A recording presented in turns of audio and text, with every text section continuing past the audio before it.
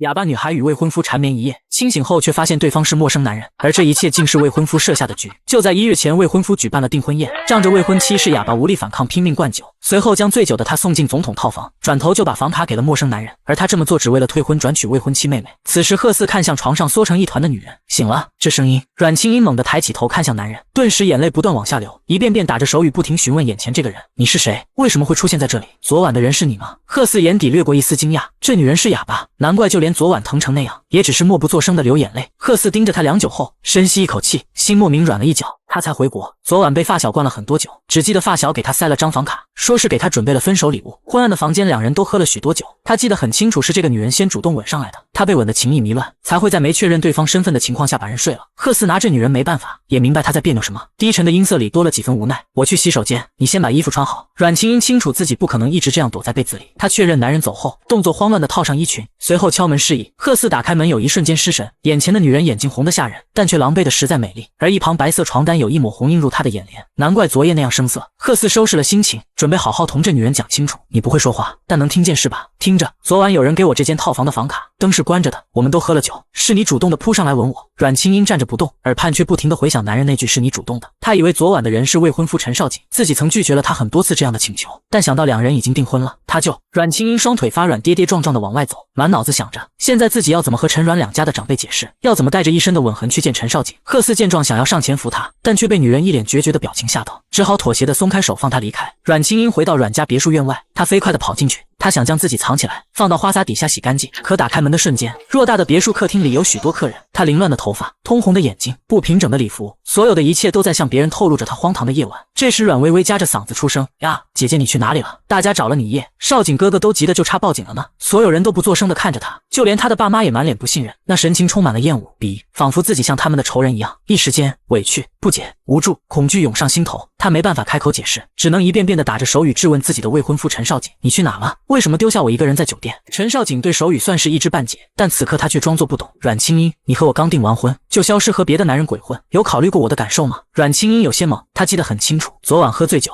是陈少景揽着他去的顶楼套房，我陈少景不会娶一个不检点的女人，婚约还是算了，好聚好散。无闹，沙发正中间坐着的白发老人出声呵斥，脸色难看的看向阮正祥：小贝的私事我不过问，但是这件事阮家得给个交代，要知道陈家帮了你们多少，没有陈家的资金支持，你阮正祥恐怕早就破产了。阮正祥一脸的左右为难，陈家的恩情我们没齿难忘，但是阮正祥怨恨的眼神恶狠狠投到阮清音身上，陈家老爷子似乎是窥见了阮正祥的心事，婚约不能算。陈少景瞬间慌了，爷爷，我不要娶不检点的脏女人，抛开她是个哑巴，她都和野男人睡了，你想让你孙子戴绿帽子被所有人耻笑吗？陈老爷子脸色难看，思忖半晌后补了句：阮家又不是只有一个女儿。此话一出，刚才还嚷着要退婚的陈少景瞬间安静了，像是吵闹的孩子得到了糖果被安抚了一样。阮微微的脸上也浮现了一抹可疑的绯红色，害羞的躲到了母亲的身后。满厅宾客都明白了，毕竟阮家的事情不算秘密，阮家早些年丢了个孩子，便从福利院领养了个和阮清音差不多大的女孩子，阮家上下将她视若珍宝，取名阮微微。10几年后，警察突然登门说在基因库里匹配到了丢失千金的 DNA， 一时间舆论四起，为了脸面，阮家便将流落在外吃苦的真千金接回家，但对外宣布有2个女儿，真假千金放在一起，阮清音无论是身材样貌哪方面都碾压自己的养妹，但唯独一点可惜的是，阮清音接回时因为养母在车祸中死去而大受刺激，从此患上了应激性失语创伤，不能再开口说话。阮陈两家联姻也都是公开的密文，起初这门亲事是给养女阮微微，她和陈少景是青梅竹马，有感情基础，但陈家看重家族联姻利益的稳固性，提出儿媳的人选更倾向阮清音，毕竟阮清音身上流的才是阮家的血。如今阮清音的丑事众所周知，但家族利益还得维系，陈老爷子愿意退一步，换阮微微这个养女进门。微微还小，我还想多留2年。先前一言不发的阮母突然站起来，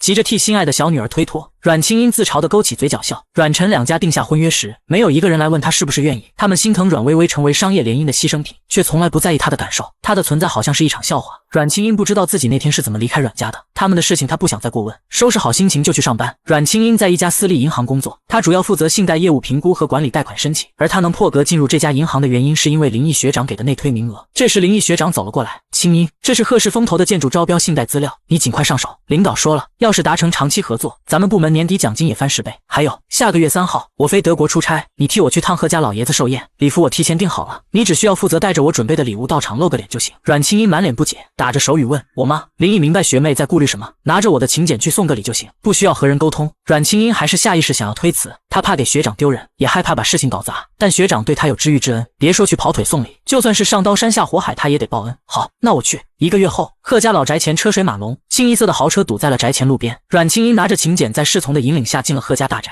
他前脚进去，后面一辆黑色宾利低调的驶进主路，占据了最佳的停车位。贺四从车上下来，时隔5年，再次回到了陌生而又熟悉的老宅。他的出现瞬间引起年轻豪门千金们关注的焦点，但碍于他气场太过强大，没人敢上前搭讪。另一边，阮清英厌烦这种场合，登记送上学长的礼品后，就在角落里躲清闲，看着面前的餐品甜点，总感觉有些反胃，总是忍不住想吐。这时，身边传来阮微微的声音：“呀，这不是姐姐吗？你前段时间的丑事都传遍全城了，你怎么还有脸出门啊？”阮清英秉着多一事不如少一事的心思，她转身就要走，见阮清英没理她，阮微微从身后踩住了她的裙摆，瞬间阮清英整个人失重扑向前，落高的香槟顷刻间尽数摔到草坪上，发出的巨响引起了四周宾客的注意。此时正在被奶奶催婚的贺四听到动静后，偏头看向庭院，准备看看是哪个蠢货没有眼力见在这种场合闹事，但后来想想，应该又是哪个豪门博眼球的戏码，他懒得浪费时间，准备起身上楼躲个清静。这女人是个哑巴。陈牧野眼尖，看见院子里摔倒的女人在着急的打手语，贺四脚步停住了，转身看清那女人长相后，他的指尖发麻，表情越发难看。陈牧也没注意到身边人的变化，继续调侃：“哈哈，这小哑巴不会是被旁边那个女人推倒的吧？那可真是哑巴吃黄连，有苦说不出，说者无意，听者有心。”贺四想起来事后的清晨，他也是满腔委屈，但是只字不语，只能一遍遍的打手语宣泄自己的心情。此时阮清英礼服上全是酒水和粘稠的鱼子酱，海鲜的腥味像是催化剂，阮清英没忍住开始干呕了起来。“姐姐，你不会是怀孕了吧？”阮微微故作压低声音，可在场人全听到了。阮家的未嫁女被未婚夫撞破奸情，退了婚约本就不是什么秘闻，现在又带了肚子也合情合理。一时间宾客们看向她的眼神耐人寻味。阮清英心如死灰地盯着草坪，她不敢抬头看众人投来的眼神，也习惯了没法替自己开口辩解，只能任由旁人随意诋毁和揣度。这时贺四招手叫来了管家，把那个哑巴带去我房间换身干净衣服，还有把那站着那女的给我赶出去。闻言陈牧也震惊了：“四哥怎么突然发善心替人家解围？这不会是你哪任前女友吧？”贺四并不搭理他，整个人阴沉着脸转身上楼。陈牧也还没缓过神：“奶奶，我还是头一次见四哥对一个女人这么善良。”贺老太太手里转着的檀木串停了，意味深长地盯着被带上楼的女人。贺四的反常让他动了心思，倘若那个女人真的怀孕了，自己吃斋念佛祈祷这些年的愿望终于要灵验了。阮清英跟着管家来到了一个陌生的房间，还没来得及思索，身边就传来男人的声音：“你还打算穿着那条脏裙子到什么时候？”记忆瞬间翻涌席卷而上，阮清英下意识地向后退。是他。贺四堵住他的去路，盯着他平坦的小腹，是哪个野男人的？封闭的空间，弄脏的礼服散发着难闻的气味。他使出全身力气推开面前的男人，逃似的跑去浴室，趴在洗手台干呕不停。贺四靠在浴室门上，神情莫测。他心里有答案了，那晚的确没有做任何错事，整晚都在放纵。不要拿这种事情耍心机，你这种女孩我见多了。那晚我做了错事。阮清英关上水龙头，想起他质问的那句野男人，他转过身惨淡一笑：“我没怀孕，我也没打算生下你这种人的孩子。”贺四耐心被这女人一点点消磨殆尽。我看不懂，但是你别奢望靠一个孩子上位。阮清英在屋子里找到纸和笔，低头认真的写着：“你放心，我不会缠上你，也不想给你生孩子。”贺四看了一眼，便将纸揉成团丢进垃圾桶。衣服在床上换好出来，阮清英没打算和自己过不去，确认男人走出去后，抱着衣服进了浴室。等阮清英换好出门后，贺四玩味的眼神将阮清英从头到脚慢慢的扫视了一遍。阮清英见状，瞬间用脏礼服挡住自己，女人羞涩扭捏的神情让贺四回忆起他们的那晚，瞬间多年禁锢的欲望被眼前女人点燃。这女人真是从头到脚，哪怕是头发丝都会让他产生想的欲望。贺四冷静下来后，你用了什么手段混进来的？阮清英思忖片刻，不知道该不该提他是代表银行信贷部出席的事情，他下意识做出手语。贺四便不耐烦地催促他：“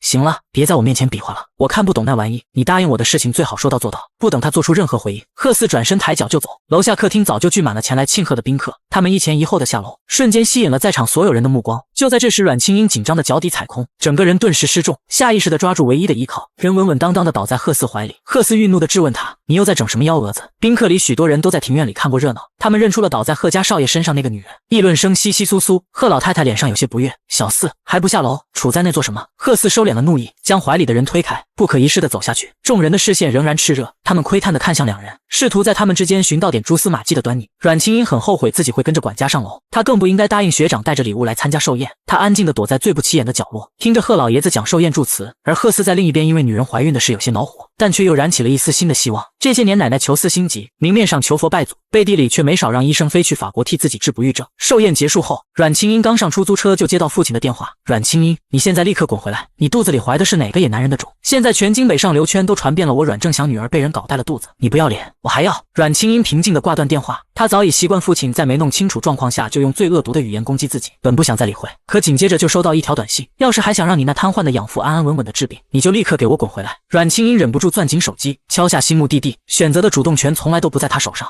17岁那年，他被选中去市里参加青少年歌手大赛，养父母为他感到无比的骄傲，他们约定好一定要去现场听他唱歌。可到了比赛结束，他都没能在台下看见期盼已久的养父母，直到带队的张老师慌张地跑到他面前：“你爸妈在来的路上出车祸了，你爸爸现在在医院抢救。”阮清英听清老师的话后，顿时感到头脑晕眩，他死命抓住老师：“我妈妈呢？爸爸去医院了，我妈妈呢？”张老师眼泪一下子就落了下来：“你妈妈当场死亡，抢救无效。”从那天起，他就不会说话了。养父的情况很严重，下肢瘫痪，需要做截肢手术。医生隐晦地告诉他，治疗是无比漫长的路，需要很多钱。就在那时，他的亲生父母出现了。阮正祥答应他，只要跟他回去，就送他的养父去最好的康复治疗医院，并请24小时护工照顾他。此时出租车停在阮家别墅，阮正祥用他在这个世界上唯一的牵挂做要挟，他不能反抗。阮清英推开门还没站稳，阮正祥一个巴掌就落在他脸上。阮清英踉跄了半步，抬眸望去，就看到沙发上阮微微眼里充满了得意和挑衅，而坐在阮微微旁的生母宋晴则一脸的冷淡，眼底藏不住对他的厌恶，说：“你肚子里是谁的野种？”阮微微娇滴滴的起身：“爸爸，您别骂姐姐了，起码等确认后再说。妈妈给你准备了验孕棒，你去测一下吧，万一是我误会了就不好了。”阮清英无动于衷的站在那，只把阮微微的话当做一个屁。阮正祥见状，巴掌又再次扬了起来。先是和野男人睡觉被陈家悔婚，现在未婚肚子被人搞大了，家里的脸全都被你给丢尽了。这时一直沉默的宋晴终于开口了：“清英，别惹你爸生气了，拿着去测一下。这些年我们不仅养着你，还得负担着那个男人的医用费，对你不薄，怎么就养不熟你呢？”宋晴这几句轻飘飘的话看似是在替他解围，实则在威胁。阮清英拿着桌子上的验孕棒转身去了洗手间，片刻后，2根验孕棒一前一后呈现出2道杠。阮清英中奖了，明明那个男人说他做了错事。阮清英拿着2根验孕棒走出来时，想过等待他的将会是腥风血雨，但却还是低估了阮家父母的薄情寡义。这时客厅上多了个上了年纪的男人，阮微微嘴角浮起一抹得意笑容：“王伯伯，这就是我大姐阮清英，是不是比照片上漂亮？”那老男人看向阮清英打量的眼神，仿佛就像是在看一件商品一样。阮清英顿时明白了阮家人在打什么算盘，他啪的一下把验孕棒放下，打着手语：“我怀孕了。”可没想到那老男人并不在意。阮小姐嫁到我家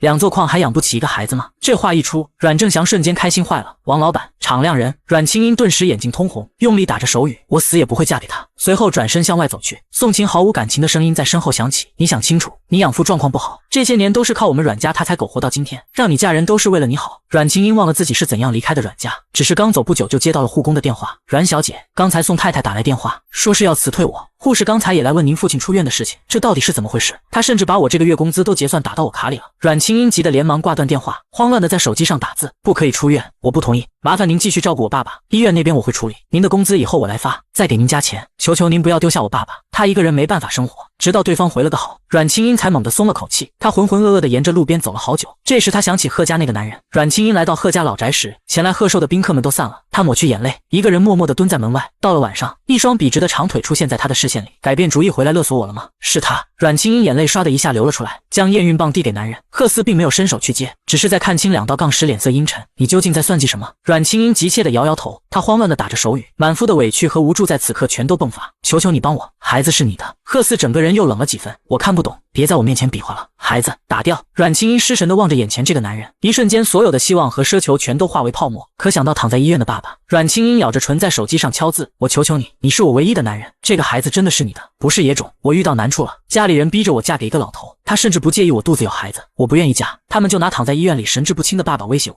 我没有钱，你借我一点钱，帮忙联系医院好不好？我求你了。”贺思见状一脚踢开阮清英：“你搞错了，我不是善人，没有义务帮你做慈善，这孩子你愿意生就生，但我不认，他就和贺家没有一点关系。”阮清英整个人瘫软坐在地上，一瞬间所有的情绪涌上心间，她蜷缩在路边控制不住的疯狂干呕。男人冷血的连个施舍的眼神都没有给她，径直走向路边停靠的黑色宾利，车子隐没消失在路的尽头。这时贺家老宅3楼书房，管家将2人在路边的对话尽数汇报。一旁的贺征廷和蔡淑华夫妇2人激动不已，他们才回国就听到儿子有了这样天大的好消息，原以为这辈子都抱不上孙子了，可当听到那女孩是哑巴时，蔡淑华上一秒还沉浸在抱孙子的喜悦里，下一刻就蔫了。贺老太太手中的念珠也停了。郑婷，你怎么看？小四的病本来就罕见，这些年您替她找遍了医生调理，这女孩倘若真的能怀孕了，那就生下来，毕竟得子不易，贺家不能无后。贺老太太满意的点了点头，对一旁的管家说道：“那就去安排，小四那边我来说。”蔡淑华一番心理斗争后，仍然无法接受未来儿媳是个哑巴，于是犹豫着开口：“妈，不然只是安排那女孩去别墅养胎，先把孩子生下来，小四总不能娶个哑巴吧？”贺老太太淡淡的瞥了他一眼：“怎么，只想留子去母？我们贺家可不做这种龌龊事。妈，小四娶这样的女孩，未免有些委屈吧？贺老太太对儿媳的想法心知肚明，直言道：小四这些年从不沾花惹草，他身边发小换女孩比换衣服还勤。你以为他是洁身自好，还不是因为那病让他心里发怵？乔倩跟了小四这么多年，肚子一直没动静，这女孩能怀上，说明和小四有缘。虽说是哑巴，但长相也不差。最主要的是你儿子对人家有兴趣，不然他会碰，还给人家碰怀孕了。闻言，蔡淑华也不好再多说些什么，都听妈安排。隔天，阮清英向银行请了1周的病假，孤身一人来到医院。因为阮家不停施加压力逼婚，她吃不下睡不好，人也憔悴了许多。这时医院走廊一阵骚动，几个身穿制服的男人向她走来。阮清英小姐，请您跟我们走一趟，有人要见您。闻言，阮清英下意识地摇了摇头，不愿意跟他们走。为首的人见状，将电话付到阮清英耳畔。我竟不知道阮小姐好手段，还能惊动我家人。你赢了，我答应给你一笔钱，也已经联系了医院将你爸爸转走了。阮小姐是不是也得礼尚往来满足我一个条件？刹那间，阮清英僵在原地，听筒里的声音似乎与现实重叠，她一时分不清声源，直到男人的影子映入眼帘。我没那么多耐心，简单点说，孩子不能打掉，你和我结婚。随后，贺四带着阮清英直奔民政局，在车上，阮清英联系了照顾爸爸的护工，确认男人说的这一点属实后，她紧张的情绪里舒缓了些。这时，贺四扔来一份协议书，签字。阮清英拿起协议书查看后，她的脸色渐渐变得难看起来。贺四见状，讥讽地笑出声：价格不满意可以再谈，毕竟你现在还有谈判的筹码。阮清英心一横，签下了自己的名字。不久后，阮清英就抱着结婚证被丢在了大街上。燕京别墅1区，收拾东西搬去住。等那辆车消失不见后，阮清英才敢打开结婚证偷偷看。她竟然从来都没有注意到这个男人如此英俊养眼。阮清英手指轻轻摩挲着照片上的男人，他是笑了吗？男人嘴角轻微上扬的弧度让她失了神，但很快她的想法就湮灭了。那个男人是被家里逼着和她结婚的，前一晚还冷若冰霜踢了她一脚，今天就拿着协议书让她签字卖身。重新认清两人关系后，阮清英转身在路边拦了辆车回出租房，而另一边，贺四也在打量着结婚证，他的视线不由自主地停在阮清英脸上，他看得有些入神。守着这样勾人的妖精老婆，他只能看不能吃，瞬间觉得有团烈火在身下窜涌，掉头去拦水湾。这会阮清英刚跟护工阿姨试完屏，突然门铃响起，打开门的瞬间，她被男人禁锢在怀里，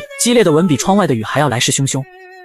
片刻后，贺四猛地停住，一言不发地穿上衣服离开。他后悔刚才太冲动，差点就伤到他和肚子里的孩子。贺四捏着手机思忖片刻，给助理打电话，明天去蓝水湾帮夫人搬家，晚上我回家要看到他住过去，门牌号和手机号我发给你。还有，他不会说话，别让他不自在。助理挂了电话，心想是自己错觉吗？怎么从贺总低沉冷漠的声音里听出点心疼？次日，阮清英就被助理宋嘉诚带到燕京别墅1区。宋嘉诚介绍完别墅布局后，递给阮清英一张黑金卡。夫人，这是贺总给您准备的信用卡，密码是您生日。阮清英打着手语，他不会在这住吧？宋嘉诚看不懂，想起贺总叮嘱，按下决心出门就去报个手语班。总裁助理怎能看不懂夫人指令？阮清英似想起什么，在手机上打字：这房子只有我一个人住对吗？他不会来吧？宋嘉诚见状解释说，这里是贺总的住处，他回国后一直住这儿，贺总现在也在赶回的路上了，今晚夫人得和贺总回老宅见父母。闻言，阮清英微微张嘴，顿感一个头两个大。晚上车子驶进贺家大宅，阮清英看着熟悉的建筑，心中唏嘘。据他上次代表银行信贷中心给贺老爷子庆寿，不过才过2天。车停后，管家为他打开车门，所有佣人都站在外面迎接，俨然将他视作这家主人之一。阮清英深吸一口气，扯起嘴角微微一笑回应。这时身旁却传来冷冷嘲笑，还真把自己当少夫人了。一句话将阮清英打入谷底。他偷瞥身旁男人，他冷冰冰的样子和昨天判若两人，仿佛他们之间什么都没发生。丑媳妇总的见公婆，阮清英心里还是忐忑不安，多了几分愁容。贺四见状，你是嫁给我，不需要得到我家里人喜欢和认可，反正生下孩子后你拿着钱就可以走了，何必在意这短暂交集？话一出口，贺四就后悔了，心里明明想着宽慰几句，却一开口又是伤人的话。他心烦意乱，忍住不去同情他，大不留心丢下他往前走。阮清英嘴角浮现一抹苦笑，是啊，他只需做好合格的贺太太，10个月精心养胎，生下贺家子嗣，就能拿巨款彻底脱离阮家，和爸爸一起生活了。晚宴早就准备好了，全家人都在客厅等着。贺四语气散漫地向阮清英介绍他的家人。阮清英第一次正式的见贺四长辈，他虽不会说话，但也不能失了礼数，便用着手语向长辈们问好。贺老爷子为人威严，不苟言笑地打量着他，冷峻的目光让阮清英手脚冰凉，拘谨的有些站立不安。直到慈眉善目的贺奶奶塞给他一个红丝绸礼包，紧张的气氛才有所缓和。孙媳妇头一次登门，这是爷爷奶奶的一点心意，算是见面礼。一只绿的能透出水的翡翠镯子，哪怕他一外行人不懂行情，都能看出是市面上罕见的好料子。阮清英哪好意思收下，他连连摇头，一个劲的摆手拒绝，还不忘向旁边没事人一样的贺四投去求救的目光。然而贺四只是递了一眼，随后像是没看见一样，从果盘里摸了个橙子开始剥了起来。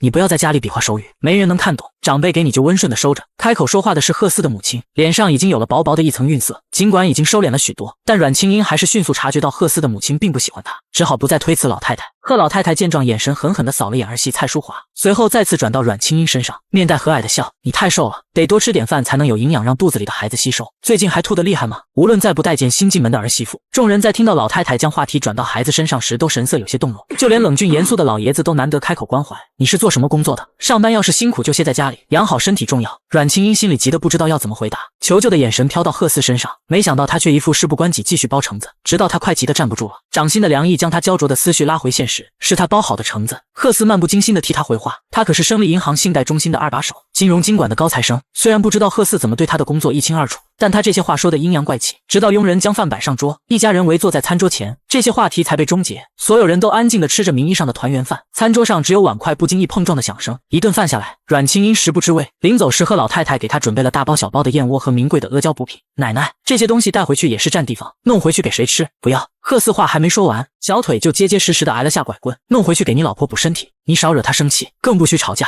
阮清音乖巧地站在老太太身边，嘴角却忍不住轻微上扬，这点细微表情落在了贺四眼里，心里莫名不爽，忍不住冷笑一声：“我倒是想和她吵，人家也得会说话，有顶嘴的本事才行。”阮清音的那点笑意渐渐磨平，心一寸寸的下沉。车子驶出贺家老宅，一路上阮清音都偏头向窗外看去，安静的让人有些喘不开气。贺四瞥了眼旁边的女人，不知道她又在气什么，连个侧脸都不舍得给她看。转过来，阮清音无动于衷，像是没听见一样，留给他的只是倔强的背影。贺四耐心一点点消逝，我以为你只是不会说话，没想到又聋又哑，人话也听不懂。阮清音猛地回头，他飞舞着双手比划着旁人看不懂的手语，我原本就是哑巴，你难道还指望我和你交流吗？贺四眉毛瞬间拧在一起，心里恼怒，该死的女人，动不动就比划他看不懂的手语。他恼羞成怒地捏住阮清音的下巴，突然一瞬间血液涌上全身，他情不自已地疯狂吻上去。阮清音有些呼吸不上来，他拼命别开头，试图挣脱男人的钳制，但男女力气悬殊巨大，他拿贺四没有半点办法。直到下车，贺四才放过他。阮清音恶狠狠地瞪了眼贺四，心里啐了他一口：衣冠楚楚的混蛋。随后飞快地跑入2楼客房，把门反锁。贺四盯着那扇紧闭的门，下意识地舔了下自己的嘴唇，全是甜腥的血味，他还真敢下嘴咬啊！阮清音躺在床上翻来覆去睡不着，摸出枕头下的结婚证，真难相信他竟然和一夜情的男人闪婚了。那张小小的红底合照让他有些失神。隔天，阮清音被闹铃吵醒，慌忙起床洗漱。就在出门时，贺四堵住了他的去路，两人四目相对，大眼瞪小眼。阮清音率先败下阵来，从包里掏出手机，迅速打字：“还有什么事吗？我上班快要迟到了。”贺四扫了眼屏幕：“我知道，一起走。”阮清音下意识地摇头拒绝：“不顺路。”贺四抽走他的手机，把自己添加在他的微信好友上，打字发过来。阮清音指尖飞快地落在屏幕上：“不顺路，我可以打车。”贺四拧眉看了他一眼：“随便你。”转眼，阮清音来到银行，刚坐上工位，林毅学长便急忙将手贴在他额头上：“还发烧吗？怎么去了贺家之后就请了1周的病假？我看办公欧的病假你提前消了，现在身体好些了是吗？”阮清音微微一笑，比划着手语：“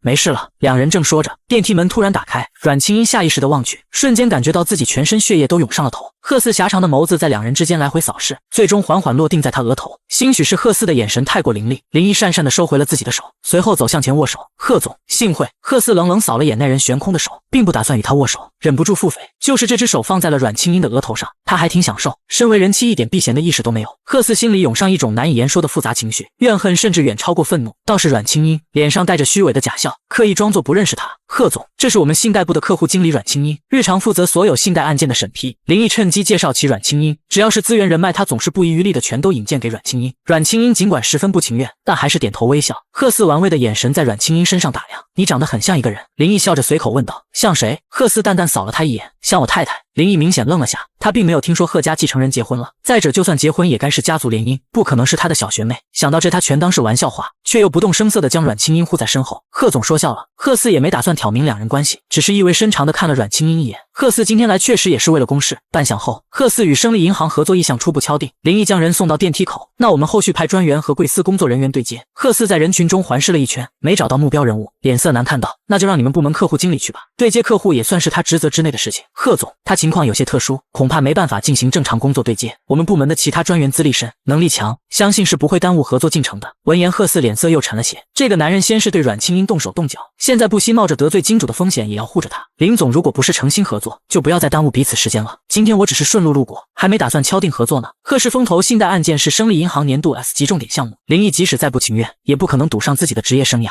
贺总哪里话？既然这样，我们阮经理便负责项目对接的具体事宜，但他情况实在特殊，希望贺总多包涵。贺四冷哼一声，头也不回地进了电梯。这会阮清英刚从厕所回到办公室，就看见林毅学长心事重重地坐在沙发上。见到阮清英后，林毅拿起桌上粉色毛线团，这是什么？手套吗？也不像啊。阮清英故作镇定地从他手中拿走，随后快速比划着手语：学长，出什么事了吗？合作没谈成吗？林毅挤出一抹苦笑，贺氏对我们的合作方案很感兴趣，只是贺四指名道姓让你去对接信贷案，否则合作免谈。闻言，阮清英瞬间眉皱在一起，忧愁的神色又重了几分。林毅见状，如果你不愿意，那我就去推了合作，反正咱们信贷部的案件多得忙不过来。阮清英摇摇头，自己和贺四闪婚的事情算是个秘密，学长并不清楚他们之间这层特殊的关系，况且这次合作很重要，几乎影响着学长明年的晋升，他对自己有知遇之恩，人不能没良心。下班后，阮清英手机突然弹出一条消息：下楼回家。阮清英皱着眉看向窗外，大厦前停着一辆挂着金466的黑色劳斯莱斯，正是下班高峰期，写字楼进进出出的人频频看向那辆张扬的豪车。阮清英将织了一半的粉色小袜子和毛线团装进包里，小跑着下楼，临出门时还抓了个口罩遮住了大半张脸，生怕旁人认出他。贺四眯着眼看他，我就那么拿不出手？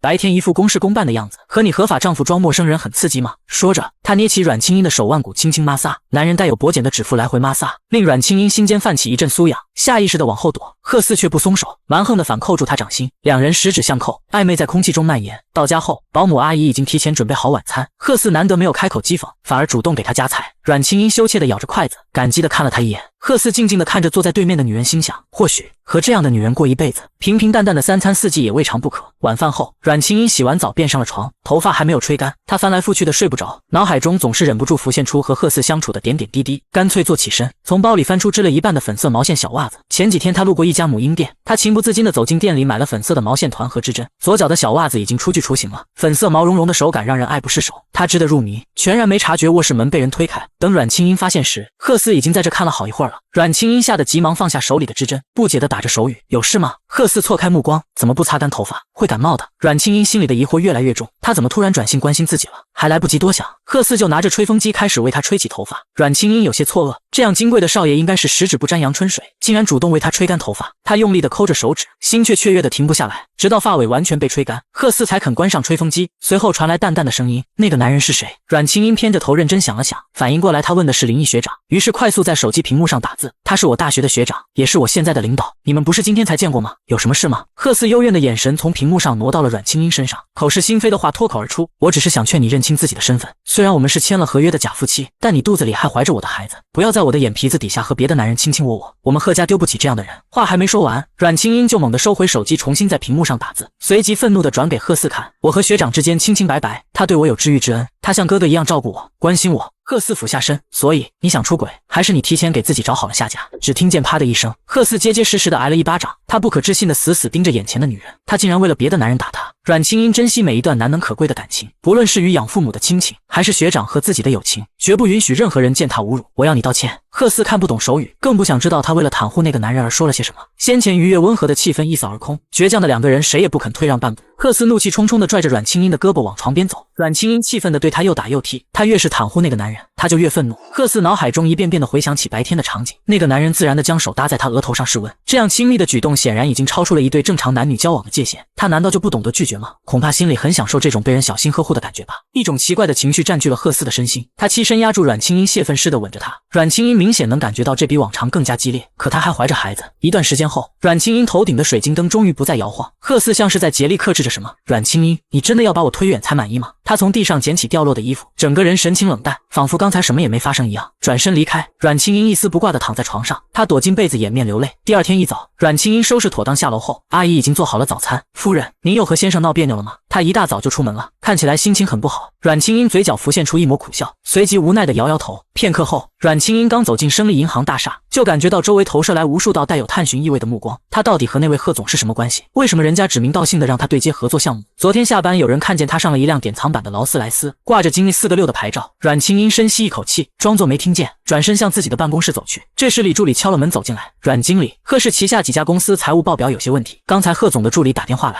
希望您能亲自去对接核实。阮清英迅速比了个 OK 的手势。李助理前脚刚离开办公室，林毅便神色匆匆地冲进来：他是不是威胁你了？他有没有伤害你？阮清英无声地叹了口气，贺四太过张扬，开着那样一辆豪车来接他，让人如何不多想？他还怎么在银行立足？随后比划着，没有。林毅显然有些不相信，昨天下午你是怎么回家的？有传闻说，他并不想重复那些捕风捉影的小道消息。看着阮清英安然自若的神色，悬着的心稍稍落定了些。我听李助理说，你上午要去贺氏旗下集团对接财务，我陪你去。阮清英并不想自己的八卦事迹再添一笔，于是摇摇头，打着手语，我一个人可以应付得了，只是去核实几个旗下企业的财务报表，遇不上那个人。林毅犹豫再三，终于还是忍不住问出了心中所想，你和他认识吗？为什么昨天？阮清英不想瞒着学长，可这种事情实在难以启齿，而且当初贺家为了脸面特意在婚约里补充条例，双方合约期间，乙方不得对外公开婚姻状况。清英，你没事吧？我说错什么话了吗？林毅担心地盯着他，三番五次欲言又止，没有。我和他没什么关系，那就好。如果这个项目你不想接手，也不用勉强。胜利没了，这个项目也不会倒闭，不要有心理负担。另一边，贺四心烦意乱地将项目策划丢到一边，他频频看向手机，似乎是在等很重要人的电话消息。身旁的宋秘书大气不敢喘，难不成是和夫人闹别扭了？可是夫人又不会说话，贺总自己一个人也能吵架吗？终于，在贺四无情否掉第3份提案时，桌角的手机亮起了屏幕，随即震动响起铃声。贺四迅速接听电话，整个人的面部表情越发的凝重，从一开始的沉默到无情的反问：我凭什么要去见他？对方不知道说了什么，贺四怒不可遏，破口大骂道：我去你妈的！我又不是他养的一条狗，当初为了事业出国深造，我抛下国内的一切陪他，也算是对得起他这些年跟我的青春。我俩翻篇了，陈牧爷你少管闲事。此时阮清英按照地址来到贺氏总部大厦，他被前台拦下询问，请问您有预约吗？阮清英微张着嘴，欲言又止，掏出手机低头敲字，您好，我是胜利总行信贷部的阮清英，约了今天上午10点的财务张总监对接信贷资金业务。前台2个小姑娘顿时流露出同情的神色，这么漂亮的女孩子原来是个哑巴。